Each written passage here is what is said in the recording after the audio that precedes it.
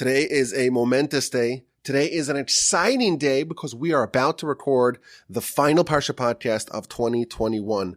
With the help of the Almighty and with the support and exuberant encouragement and feedback of you, the listener, we have not missed a single Parsha Podcast in 2021. Every single new Parsha was graced with a new Parsha Podcast. It's a miracle. I don't know why we merited to have this tremendous divine aid, but we thank the Almighty for the incredible year that we've had here at the Parsha Podcast from the Torch Center in Houston, Texas, and we hope and pray that this success and the joy of Torah study that we experience here each week will continue into the next year. We have some announcements before we begin. The last week of December, our kids are off from school, and every year we try to go visit a different city, check out the sites, visit the kosher restaurants. And this year, please God, we're going to be going to Dallas. We're going to be in Dallas for a couple of days. Hit me up if you are in town. But I had to make a choice. My choice was either to record the Parsha Podcast early, before I've had the opportunity to properly study the whole Parsha and let the Parsha marinate. That's option A. Option B is to bring my podcasting paraphernalia with me to Dallas and either record in Dallas or try to prepare in Dallas. And when we get back to Houston towards the end of the week to try to record then, but that is very dangerous because a couple of years ago, 2018, that was the year that we recorded the full Parsha Podcast, the one that we now release in the rebroadcast. Over the course of the entire year, we missed only 1 week. And that was the week of Parshas Vaeira, the same week that we are in today. It fell out on the final week of December. And I said, you know what? We'll get back from Atlanta and then I'll record it. Then I'll study the Parsha. Then I'll record it. And unfortunately, I didn't end up recording it. So I still have some trauma from missing out on Parshas Vaeira in the Parsha Podcast.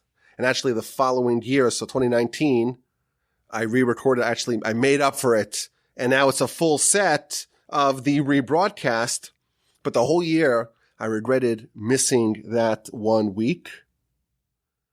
So this year I said, you know what? Before we go to Dallas, before I get into the 45, I'm going to record it early. So now it's Sunday night. It's 10:09 p.m. As I speak to you from the Torch Center, I snuck back into the Torch Center, and now we're recording.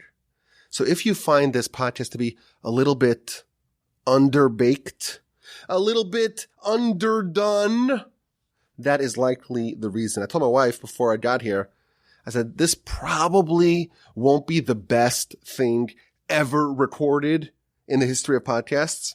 And she told me, you know what? But it probably won't be the worst either. And I feel like that's a fair assessment. It'll be somewhere in between those two poles, but you be the judge. Either way, let me know. Send me an email. My email address is, of course you know my email address. You know it. You're a long-time listener. But in case you are a new listener and you don't know my email address, I will give you a very easy way to remember it. You ready? This is the easy way. I'm going to make it so easy for you to remember it. It's rabbiwolbe@gmail.com. So rabbi is spelled, the way you spell rabbi. Rabbi. But my last name, Wolbe, that's a little tricky. So here's the easy way to remember it. It's a simple heuristic. So we have the name Wolbe. It's 5 letters. And the 5 letters of the name Wolbe share the same 5 letters of the word below. Below. But unlike below, you spell it differently. So think of the word below, but backwards. And this is how you remember it. This is how it's so easy. If you take the word below and you divide it up into 2 words, it's be low, to be low.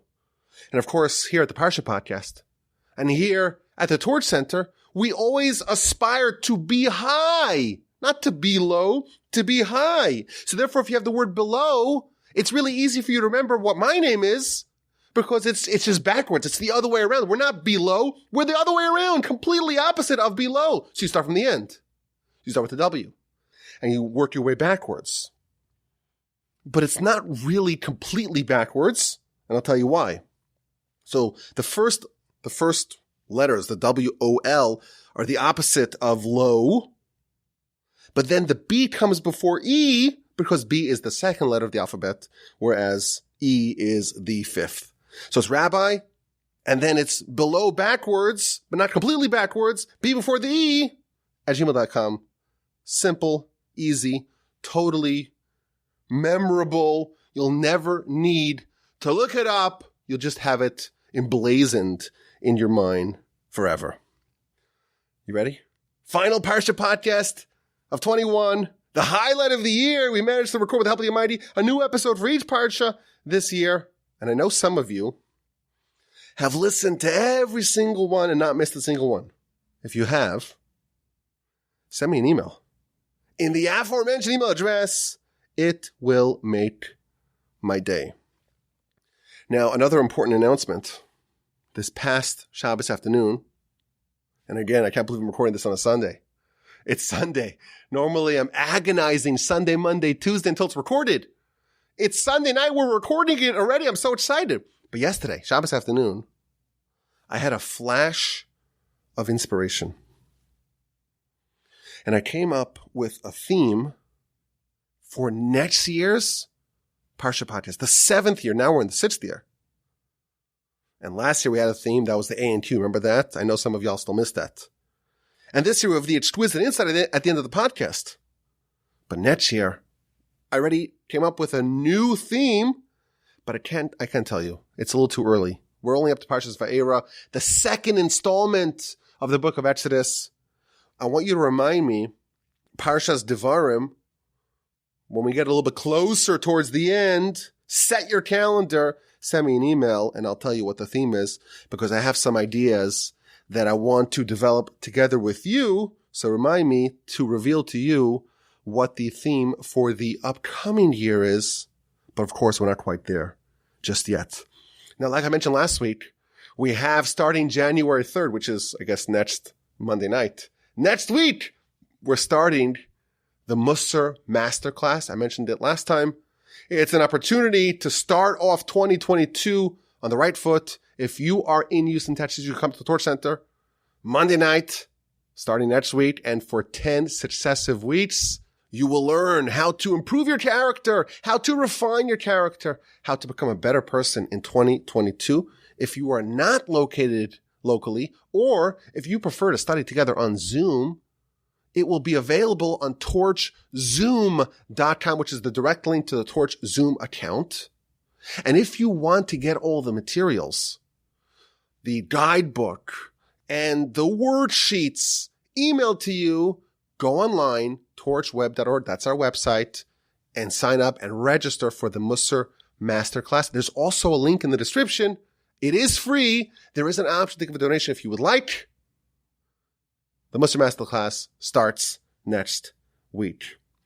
Now, this week's review is titled A Tinderbox of Torah, which is a very clever title, I must say. And this is from Apple Podcasts. It's by a gentleman named, or maybe it's a woman, I don't know, AJB Altiero 33. And this person writes, Rabbi Wolbe, thank you for this and all your other wonderful podcasts. The Parsha Pod in particular gets me most excited for each coming Shabbos, full of exuberance, insights, humor, and the all-powerful knowledge bombs. This pod has it all, and does a wonderful job of connecting this week's Parsha to myriad other sources, texts, Jewish personalities, and life situations. My home library has grown exponentially, stemming from the insights of these wonderful podcasts. Again, thank you! Exclamation point. Thank you so much, AJB Altiero 33, for this kind and generous review. And finally, given that this is the last Parsha podcast of the year, I would be fired from Torch if I did not remind you that the opportunity to support Torch with a tax-deductible donation in 2021 is almost over. Of course, you know that we make a big fundraiser in February or March, the first quarter of each year. And then we all work really hard to get everyone's support. But if you want to squeeze in a donation in 2021, you can still join the celebration of Torah. Every donor is a partner and a friend of mine and all the good people here at Torch. Visit our website, torchweb.org. There's also a link in the description. Okay, we're about to begin. Are you ready? I'm ready. Let's go and fire it up. There's a theme that I noticed, not only in this Parsha, in last Parsha, in the previous Parsha, and the more I researched it and the more I thought about it, I started to see it everywhere, and I believe it can be life-changing. It's like a framework that is radically different than what we are accustomed to, and I think it also has a very valuable and important lesson. So our Parsha begins right where we left off last week. Jewish people are enslaved, and Moshe has been hired for the sacred task of leading the Jewish people out of Egypt. His first effort was a total failure, and he went back to God and complained back to God and said, "Why'd you send me on this? You didn't save the nation." Their situation got worse, and amidst that conversation, the Parsha ends last week, and it picks up again right where it left off this week. And the Almighty tells Moshe, it's time to go back, time to speak to Pharaoh, time to speak to the Jewish people. We are going to get this exodus underway. So Moshe goes to speak to the Jewish people, and they don't listen to him. And Moshe goes back to God and says, well, Pharaoh's not going to listen to me. If the Jews don't listen to me, certainly Pharaoh won't listen to me. And the Almighty seems to ignore it and says, that's it, we're on. Go speak to Pharaoh. We're going to begin the Exodus. And then the verse pivots to give us the genealogy, the pedigree of Moshe and Aaron. And it starts off by giving us the pedigree, the genealogy of the children of Reuven, and the children of Reuben, and then the children of Shimon, and finally the sons of Levi. It tells us who her sons were, and then it tells us how Moshe is related to this family, Moshe and Aaron. It gives us the whole attribution of the families of Levi until we get to Moshe and Aaron. And finally, it wraps up this genealogy by telling us that this is Aaron and Moshe, and this is Moshe and Aaron. It switches their names. Rashi tells us because they're really equal. They're a team. These are the ones that God said to the God appointed to go release the Jewish people from Egypt.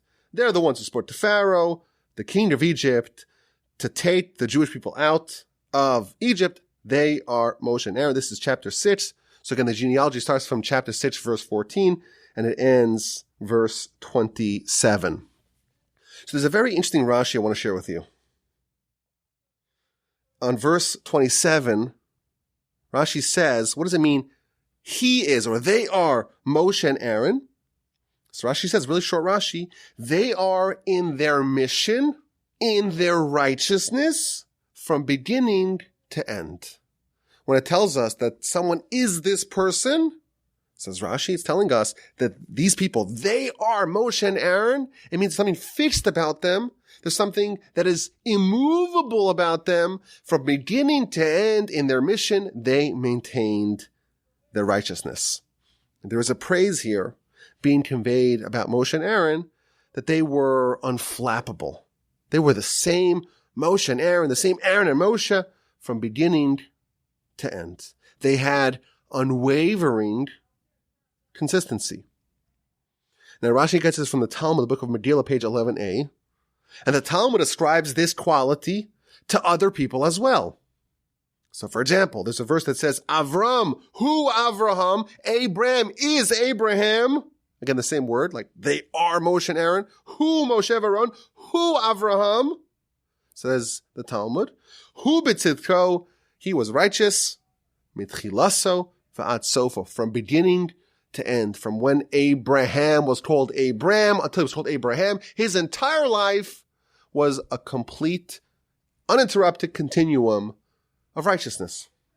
And then it tells us, Aaron and Moshe, Moshe and Aaron, they were the same from beginning to end.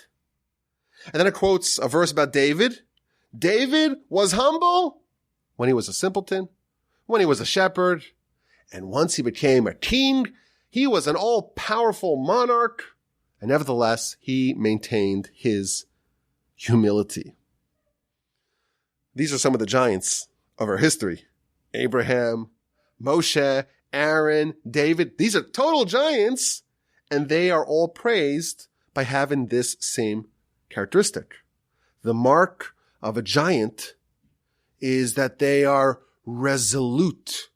They are unflappable. Their successes, don't change them, don't alter them. Their triumphs, don't ruin them. Moshe and Aaron, when they started, they were kind of no-names. No one really knew who they were. They didn't really have any successes. And then after they conquered everything and they led the Exodus and they brought down the manna and gave us the Torah, everything, 40 years of brilliant, consummate leadership. They maintained the righteousness. It didn't get to their head, as we say here in America. They maintained and preserved their level. Moshe and Aaron are praised like this. Abraham is praised for having this quality. David is praised for their consistency throughout their life. And I think it's an amazing thing. These giants are praised not for their level of righteousness, but for the duration of righteousness. From beginning to end, Abraham, David, Moshe, and Aaron maintained the same level. The great praise of Moshe and Aaron was that they stayed the same. Same thing, Abraham and David. You would think that, the great heights that they accomplished, the amazing things that they earned, those high levels that they reached, that's what we would imagine that they would be praised for. But here we see that they are praised for really remaining the same, for being steady, for preserving and not changing. Abraham has this quality. David has this quality. Moshe and Aaron have this quality as well. But it doesn't stop there. In last week's Parsha, Parshas Shemos, the beginning of the book of Exodus, the 5th verse, it's again delineating the families, the descendants of Jacob. And it tells us that the souls that came out of Jacob's thigh were 70 souls. This is the 5th verse of the Parsha, of the book, really. V'Yosef haya b'Mitzrayim. And Joseph was in Egypt. So Rashi says, wait a minute. There's a problem. It's delineating, or talking about the 70 souls. Well, included in the 70 souls was Joseph. So what's it telling us? That Joseph was in Egypt. Don't we know that he was in Egypt? What is this little addendum to the verse? What is it adding? Says Rashi, Lehodiacha tzidkaso shel Yosef, to reveal to you the righteousness of Joseph. Hu Yosef aroes son aviv. This is the same Joseph that was a shepherd for his father's flock. Hu Yosef shahai b'Mitzrayim. This is the same Joseph that was in Egypt. V'na'aseh melech, and became a king. Ve'omed b'tziko, and nevertheless maintained his righteousness. Like Moshe and Aaron, like Abraham and David, Joseph was unflappable. No matter what happened to him, he remained the way he was. The same purity, the same humility, the same righteousness, the same tenacious resistance to temptation, the same faith. All the circumstances didn't alter Joseph. When he was a shepherd for Jacob, when he was a slave in Egypt, when he was a king in Egypt, it was the same Joseph with the same righteousness. So this list of giants who are praised for their consistency is growing. We have Moshe and Aaron, Abraham, David, and now Joseph. But it doesn't stop there. Jacob, after the episode of the dream with the ladder and the ascending and descending angels in the beginning of Parshas Vayetze, he makes a vow. This is chapter 28 of Genesis. Vayidor Yaakov Nedel Imor. Jacob makes a vow.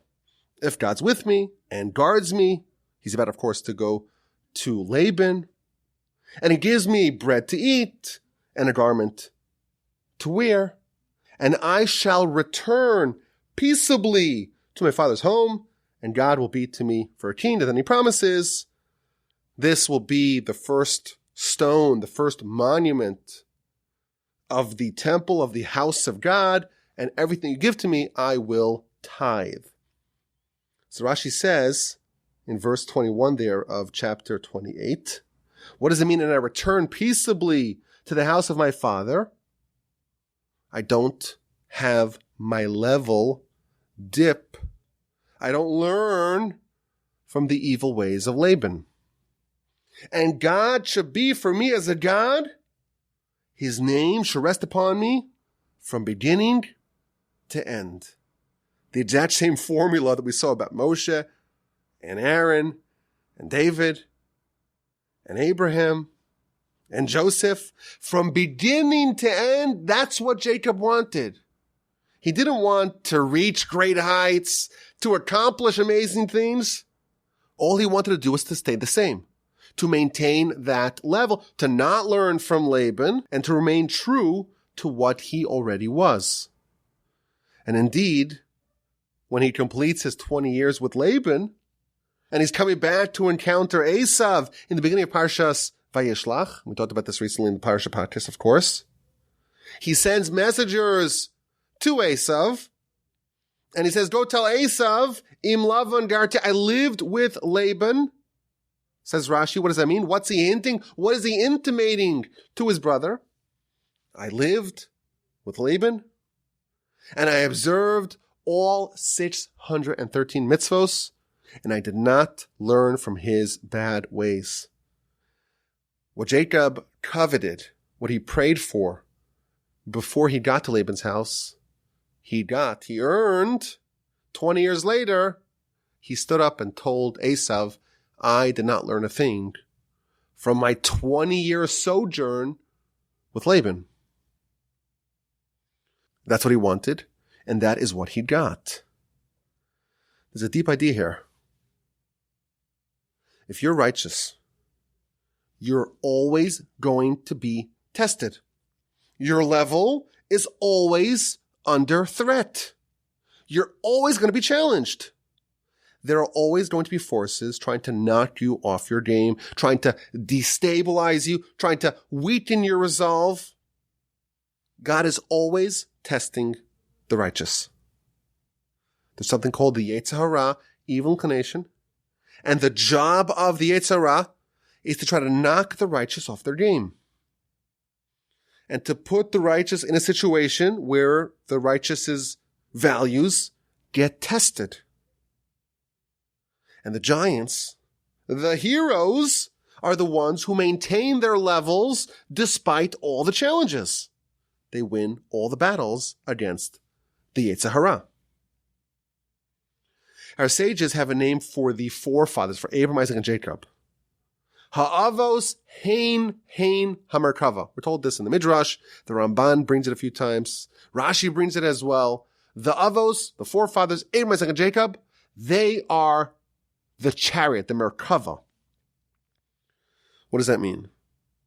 So imagine you have a private jet. Wouldn't that be amazing? You don't need to go to TSA pre-check. You don't need to take off your shoes. You don't need to wait for the plane. You don't have to sit next to people. You fly private. It's a good deal.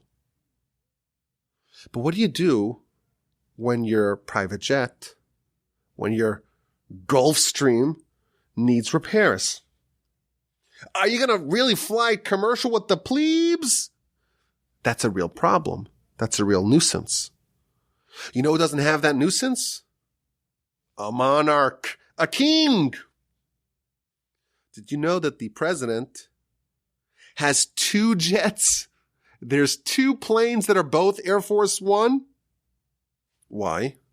In case one of them has to go for repairs, one of them is not operational. The president, the king, always has to have a jet at his or her disposal. What about cars? You know, the presidential Cadillac. It's a souped up Cadillac. All kinds of Kevlar and bulletproof and special tires and all kinds of amenities. It's called the Beast. It's the Beast. Apparently, according to the Google search that I just did, there are 10 such vehicles. Why? You gotta always have one available. That's a king's chariot. There's always fuel. It's always ready to go. There's never a need for any wait. You'll never have to suffer flying commercial. You'll never be on someone else's timeline, on someone else's schedule. We're told that the forefathers, Abraham, Isaac, and Jacob, were the king's chariot. Whenever God wanted to take them for a spin of prophecy, they were always fueled. They were always ready. They never had to go for repairs. They never had to get a tune-up. They were always spiritually ready for prophecy. What exemplified Abraham, Isaac, and Jacob is the consistency and never yielding to the disruptions of interruptions. They were bulletproof against all the forces trying to impinge upon them, trying to encroach upon them, trying to destabilize them. So again, we have this high level of consistency, and now we know why that's such a high level. It's such a high level because there's always these forces trying to lower that level, trying to attack that level, trying to knock that person off their perch. And Abraham, Isaac, and Jacob are this really high level because they never yielded to those forces that were always trying to take a swipe at them. Rebecca, she's praised by the fact that she was not influenced by the tides of her childhood. In the second verse of Parsha Toldos, it tells us that Isaac was 40 years old when he married Rebecca. Then it tells us the pedigree of Rebecca. Bas Besuel, the daughter of Besuel. Ha'arami, the Aramean. Mipadan Aram, from the place called Padan Aram. Achos Lavan, the sister of Lavan. Ha'arami, the Aramean. Lo Lisha. That's who Isaac married. Now, of course, we just read that. The whole preceding Parsha Chayzar, is all about the family of Rebecca and the negotiations that Eliezer had to do with the family to finally earn her hand in marriage for Isaac. This is information we already know. We already know Rebecca's family, her father, her brother, her homeland. So Rashi asked the question there, the second verse of Parshas Toldos, don't we already know this information? Who her father is, who her brother is, what her childhood land was like, where she came from? To tell us her praise. She was the daughter of a rasha, of a wicked person. She was the sister of a wicked person. And her homeland, the place that she grew up in, Anshe Resha, was full of wicked people. V'lo lamda mimaseim, and she did not learn from their deeds, from their behavior. Rebecca, like all great people, had all kinds of negative influences, yet she resisted it all. She maintained her purity and righteousness despite being in an environment that opposed everything that she stood for. I feel like this is a new definition of greatness.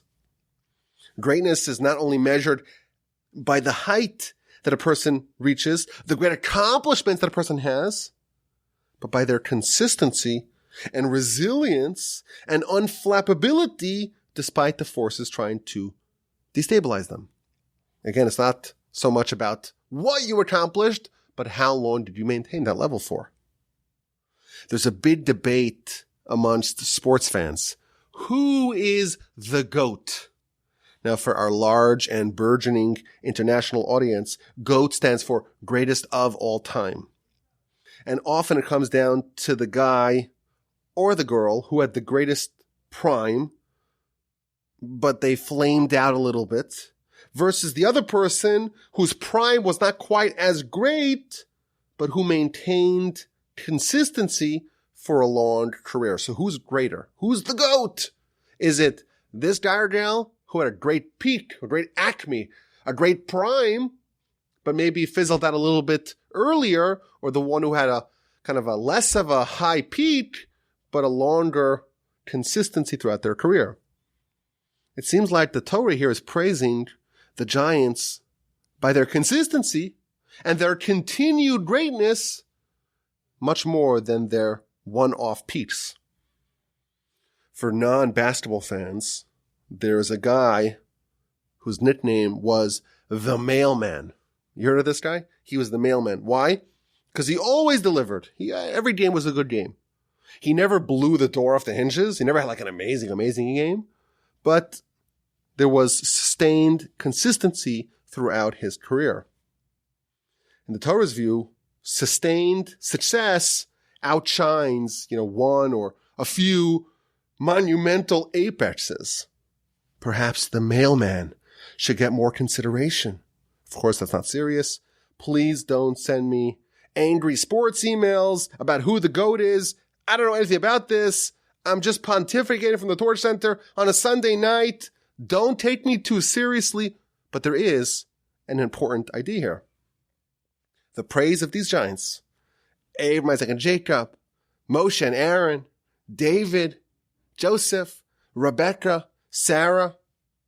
The praise of these giants is in their success, in sustaining their levels from beginning to end, not necessarily about the high levels that they attained.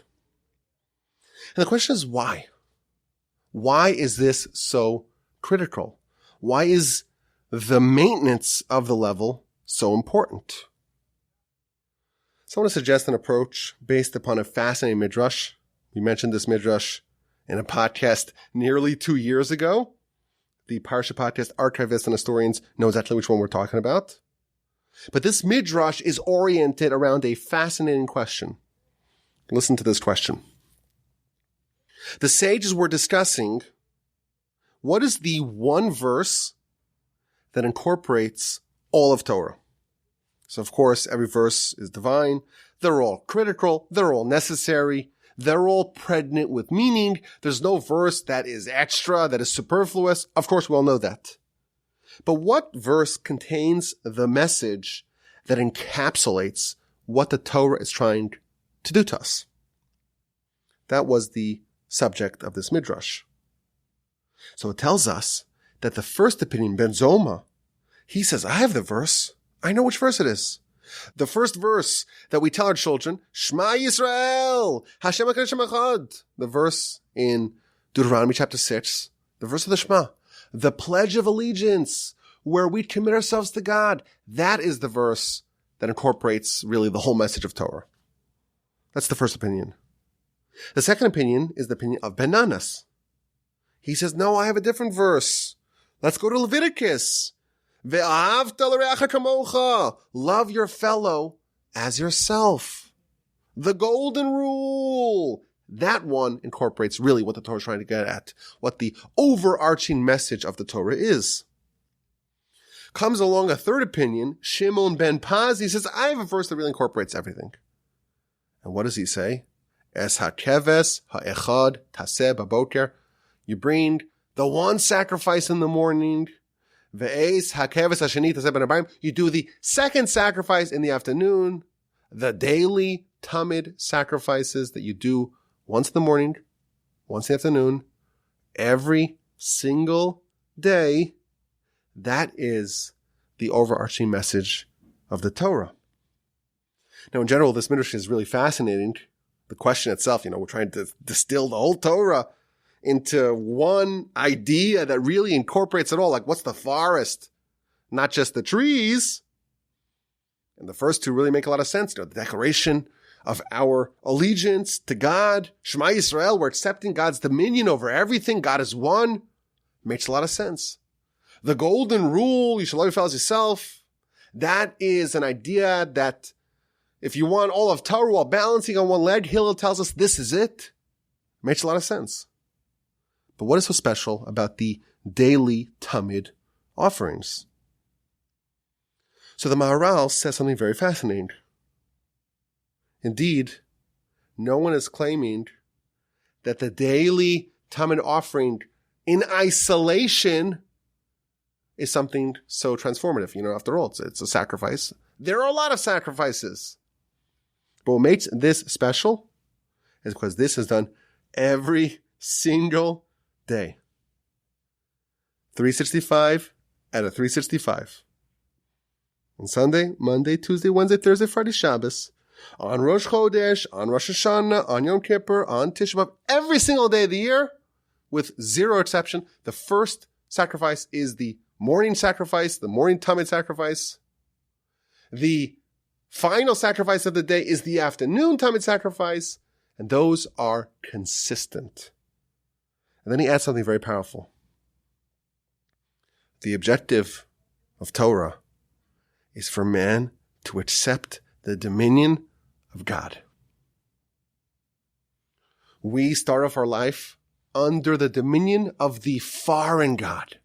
There is an imposter. There is a false God, namely the Yetzer Hara, and he's in charge. He determines our life. He sits atop the throne, and we genuflect to him. And the objective of Torah is to supplant the false God with the true God, to install God as our internal dominion. He's in charge. We're subservient. We're subjugated to him and not to the false God. The quality of subservience. What does it mean to be subject to a deity, to a master, to a God? It means that you are subject to them. You worship them. You serve them at all times. A real servant doesn't have working hours. I'm sorry, it's 5:00 Eastern. I'll see you on Monday. Doesn't happen. There's no vacation days. Your identity is you are a subject of your master. The one mitzvah that really encapsulates this idea, the overarching message of Torah, is the daily Tamid sacrifices. Every single day. All of Torah, all 613 mitzvahs are to try to get a person to realize that, to incorporate that, to absorb and digest that. Through all the mitzvahs, you become someone who worships God completely. You have completely removed the false God from the throne in your heart, and you've supplanted that with the dominion of the Almighty. But what represents subservience to God? This mitzvah, because this mitzvah is something which is every single day without fail. The goal of Torah is to be a servant of God.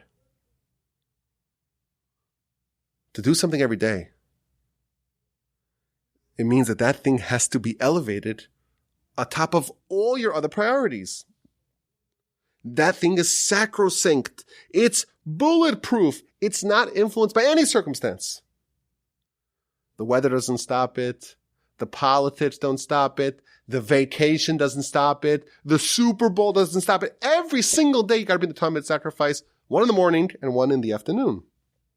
Those things, the things that you're truly consistent in, those are the things that demonstrate your true commitment to your Creator.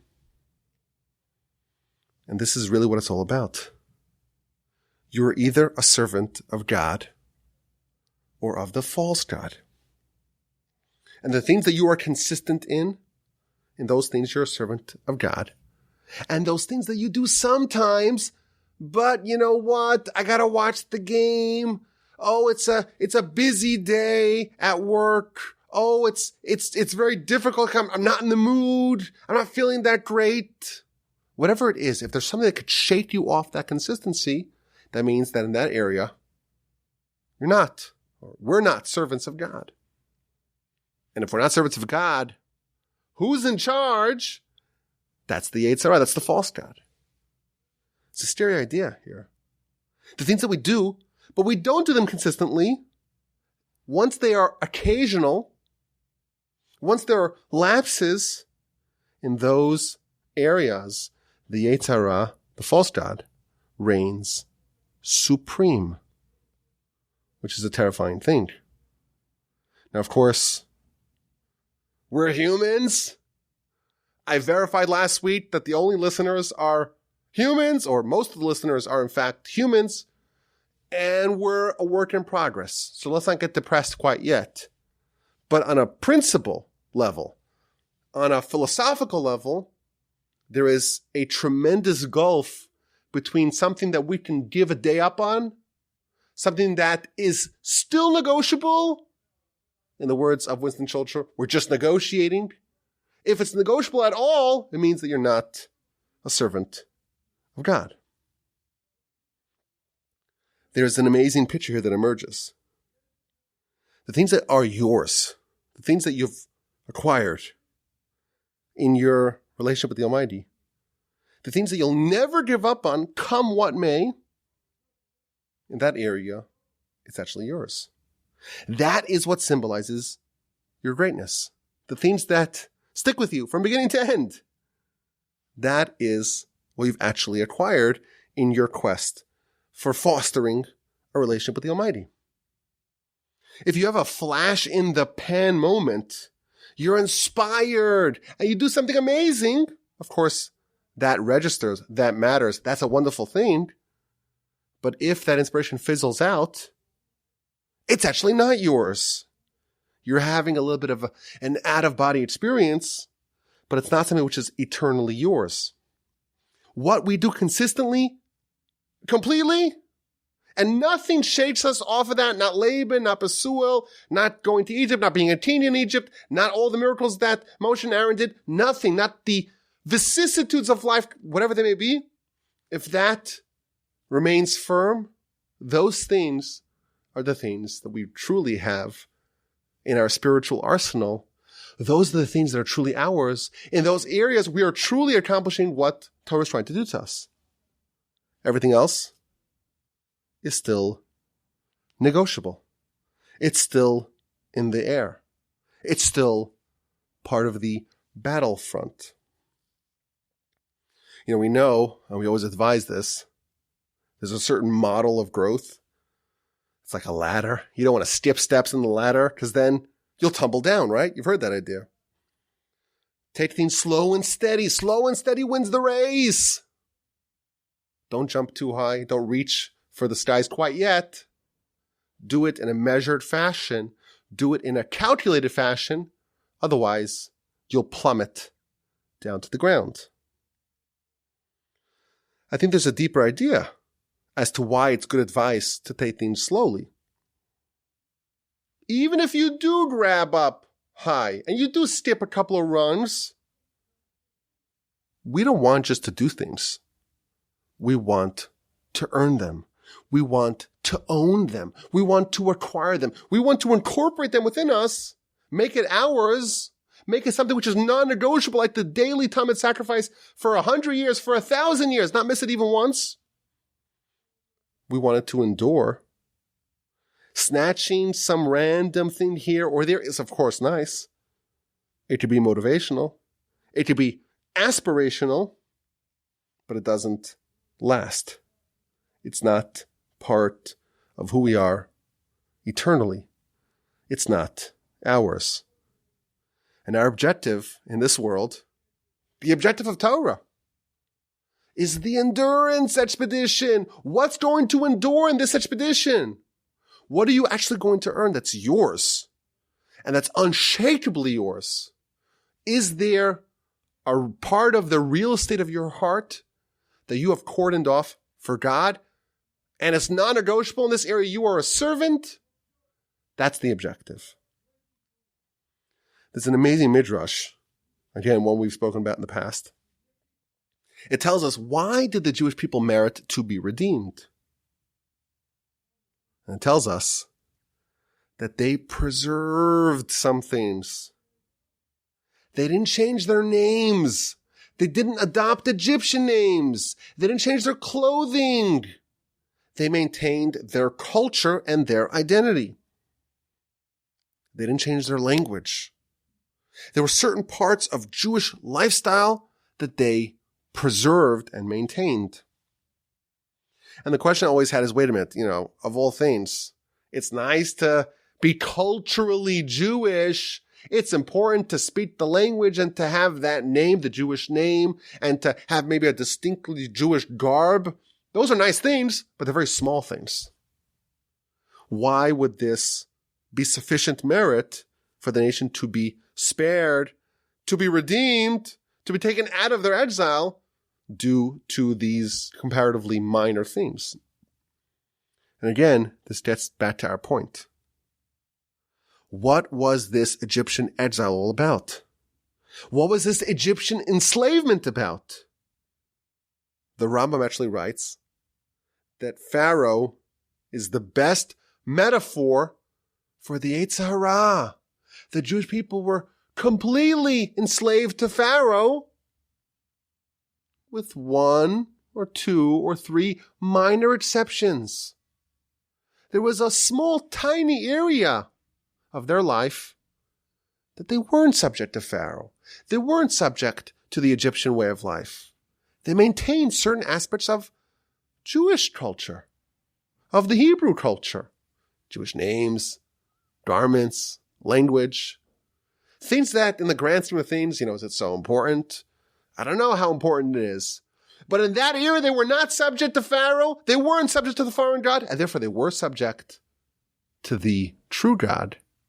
There was a tiny bit of real estate that was under the dominion and the control of the Almighty, and therefore there's some grounds within them for something to clasp on, so to speak, something to grab a hold of to extract the Jewish people from Egypt.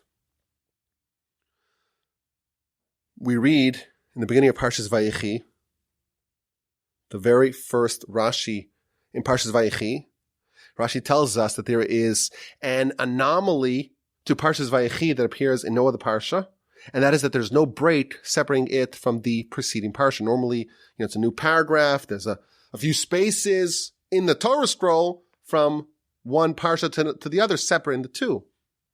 Vayechi begins, and there's just right in the middle of a paragraph. So Rashi tells us, why is that so? One of the reasons Rashi tells us, because when Jacob died, that's when the enslavement began. And the Jewish people were all closed up because they were suffering with the enslavement. And therefore the Torah is also closed up. And there's no open paragraph to symbolize, so to speak, the state of the Jewish people at that juncture of the Torah. Now the question that everyone asks is, wait a minute, in our parsha tells us, Rashi tells us, our sages tell us, that we are told the age of Levi when he died, because when all the sons of Jacob passed, that's when the enslavement began. And therefore Levi, who outlived all the other tribes, all of his other brothers, it tells us his age so we can calculate the exact moment when the enslavement actually began. So Rashi, of course, is contradictory. In the first verse of Parshas Vayechi tells us that the enslavement began with the death of Jacob. And in our parsha, he tells us that the enslavement began with the death of Levi, Jacob's son. Which one was it? So my grandfather used to always say is that there's two kinds of subjugation. There is spiritual subjugation, and that began with the death of Jacob. And then there is physical enslavement. That only began with the death of Levi, which was many decades later. What does it mean to be subject to spiritual subjugation, to spiritual enslavement? This is the idea that we're talking about. You have your level. You have your status and stature. And that is going to come under threat. And the threat is the spiritual environment in which you're living. The effects of the environment of Egypt, once Jacob died, it altered them. The Egyptian way of life rubbed off on them. They started to become acculturated and assimilated into the Egyptian way of life. The merit that they had to be redeemed was thanks to those things, small though they were, those small tiny things that they did not lose, that were not subject to the Egyptian enslavement, they preserved, they maintained from beginning to end. That was theirs. In those small minor areas, God reigned supreme. And therefore there was a foothold. There was a beachhead in their heart for the redemption to grab onto. This idea, of course, is featured in all kinds of places. For example, the Talmud tells us that before a child is born, they are given the instructions of what they need to do in life. And the child is told, the soul is told, you have a holy and pure soul within you. The holiness of your soul rivals the holiness of God himself and the angels. And your job is to preserve and maintain the purity of your soul. Again, the stress, the focus is not about acquiring new things, about earning new things. Just maintain the holiness and the purity that you had initially. And therefore it makes sense. Who are we praising? We are praising the ones who succeeded in preserving and maintaining their level. Moshe and Aaron, Abraham, Isaac, and Jacob, they were consistent from beginning to end, and that demonstrates that they, in fact, earned it themselves. The Talmud tells us that if a person does one mitzvah, in heaven, they do good to him, and they elongate his days, and he merits to earn the land, which we're told means to earn Olam Haba. So how many mitzvahs do you need to do to earn Olam Haba? Well, here we're told, this is the Talmud book of Kiddushin. I think it's on page 40 or 40a or 40b, somewhere around there. Here we're told you only need to do one mitzvah. With one mitzvah alone, you can earn a portion in heaven. Explain the commentaries. It doesn't mean to do one mitzvah once. It means to own a mitzvah. If there is one mitzvah that you do consistently, come what may, no matter what, it's like the Tamid offering. You do in the morning, you do in the afternoon, and this never, ever, ever changes. That is a mitzvah that you truly own. In that area, God reigns supreme. You already have acquired in this world a portion in the next world. And indeed, once you arrive at the gates of the next world, you have a golden ticket of admission. Even if it's only a small thing. Even if it's only one thing, but something you don't compromise on, something that you're consistent from beginning to end, you have now earned a lasting legacy. There's something that your soul can feed off, can feast upon for all eternity. Now, of course, you'll be challenged on it. That's the design. You probably won't be challenged like Rebecca was challenged. You won't have Bethuel as a father, most likely. You won't be siblings with the trickiest, wiliest fraudster of all time, Laban. You probably won't live in a land, in a city that is as immersed in sinfulness as where Rebecca grew up. But nevertheless, you will be challenged. And that's why we're urged to not trust ourselves until we are dead. Don't believe in yourself till the day you're dead. So long as you still have free will, so long as it's possible for you to mess up, you may still do that. We're told that there was a Kohen Gadol, a high priest who served as a high priest for 80 years, walking into the temple, the Holy of Holies, on Yom Kippur, the holiest person in the nation. And after 80 years of holding the highest post that our nation has to offer, he became a heretic at the end of his life. He didn't last. He was not like Moshe and Aaron from beginning to end. He had his great peak, but then he plummeted. He fell precipitously and became a heretic, and he ended off like that. He didn't last. The mark of all the great giants is their consistency. Moshe and Aaron were like that from beginning to end. Abraham, Isaac, and Jacob, Rebecca, Sarah, David, Joseph. They were all giants from beginning to end. Now for us, we cannot really hope to be like them because they were perfect in every area. Abraham, of course, represents totality of completion in all areas from beginning to end. They were ready for prophecy at any time of the day or night. They were perfect in every area. But for us, we have a certain model here now that we've learned from this study. It's a good advice for us to find at least some part of ourselves, of our behavior, of our relationship with the Almighty, a mitzvah perhaps. Find something that is fixed in stone and immovable. Carve out that one little thing. That thing is yours. In this area, God rules. This is not negotiable. By doing that, you will earn yourself some permanent real estate in heaven.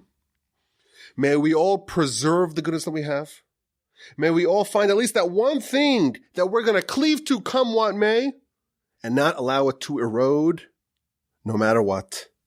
By doing that, we are emulating the giants of our history, and we are earning a permanent place in the eternal world. Okay, let's hit this week's exquisite insight. Are you ready? The final exquisite insight of 2021. So there is an unusual pattern at the beginning of our Parsha. Moshe and Aaron, of course, are featured last week. We read about the birth of Moshe and how he escapes to Midian and he rendezvous with Aaron and they go to Pharaoh, but we don't really know where they came from. We don't know their pedigree. And in our Parsha, after we had a whole Parsha ready to deal with them, to study them, to follow their story of Moshe and Aaron, it lists the pedigree of Moshe and Aaron. They're descendants of Levi, from the family of Kahas. Amram married Yocheved. We get the whole history. And it starts, of course, with Reuben, gives us the family of Reuben, then Shimon, and then Levi. And then it doesn't continue. It doesn't go through the rest of the children of Jacob. It just does the first three. So there are a few questions. First of all, why does it attribute Moshe and Aaron now? And not when they were introduced last week. And by the way, if I'm not mistaken, this was the A and Q from last year. That's question A. Question B is why attribute Reuven and Shimon, Levi. Of course, we have to know the backstory, the pedigree of Moshe and Aaron. They come from the tribe of Levi. But why Reuven and Shimon and not all the other tribes? Either do everyone or just do the tribe of Levi and give us the backstory, the antecedents, the progenitors of Moshe and Aaron. So Rashi already gives us two answers to these questions in verse 14. Rashi tells us, well, we needed to be told the story of the tribe of Levi, and therefore once we're telling us, we don't just start from the beginning, we start from the oldest one, Reuven, then Shimon, and finally Levi, and then really that was the goal, and once we got to the goal, we stop there. That is the first answer Rashi gives us. The second answer I found to be really interesting. Rashi says that when Jacob was on his deathbed, he rebukes the first three of his sons. Reuven, he tells him, you're too impetuous. Shimon and Levi, you have the stolen craft. Of course, we talked about this a couple of weeks ago. And therefore, as a way to offset, so to speak, the sting of the admonishment of Jacob, the Torah here counts them again and praises them and gives them distinction and honor as a way to offset that. Really interesting idea that Rashi tells us. Rav Hirsch says something fascinating. Moshe and Aaron are about to pull off some of the most impressive feats in history. The Talmud tells us that in history, no slave, even a single slave, had ever escaped from Egypt. And now they're not only going to take out one slave, they're about to extract the whole nation. Moreover, they're going to assemble all the Jews from every corner of the land, gather them all together. And it's going to be in style. What miracles are going to have? The 10 plagues and the further plagues at the sea. You have the Jew and the Egyptian drink of the same glass. Jew drinks water. Egyptian drinks blood. When do you want the fraud stand? Even the magicians throw up their hands in defeat. What Moshe and Aaron are about to do is something very impressive. And there was a concern that someone perhaps would claim that they're not ordinary humans They are divine. There are a segment of our population, of humanity, that are small people. And they cannot conceptualize how great a soul is or how powerful a soul is. And when they see something that they cannot explain in their small worldview, they automatically conclude that it must be divine. But no. Moshe and Aaron were humans like all other humans. And therefore, to banish the mistaken notion right before they're about to accomplish amazing things, and not last week's Parsha. Last week's Parsha, really, it kind of flopped. But they're about to do great things. The Torah tells us who their parents were. They came from this and this family. Oh, and they're equated with their brothers, Reuven and Shimon. They're ordinary people. Of course, they're very special people, transcendent people, angelic people, prophetic people. But don't make that mistake. I always speculate that Moshe is the most criticized person in the whole Torah, even though he's the greatest one. Perhaps it is for this reason as well. Well, that's that. What do you say? A Sunday, could you believe it? A Sunday night Parsha podcast. The first in history, I believe. I thank you for listening. I hope you enjoyed this Parsha podcast about 3% as much as I did. In fact, I can't believe we did it. What a joy. What a celebration. Thank you for being with me, with us in the Parsha Podcast in 2021. I hope you have an amazing rest of your week and a fantastic and splendid and wonderful and joyous and harmonious and peaceful and tranquil Shabbos upcoming. And please God, with the help of the Almighty, we will talk again next week in 2022, hopefully in good health, in great spirits, and it'll be another amazing year of Torah study together. My email address is rabbiwalby@gmail.com.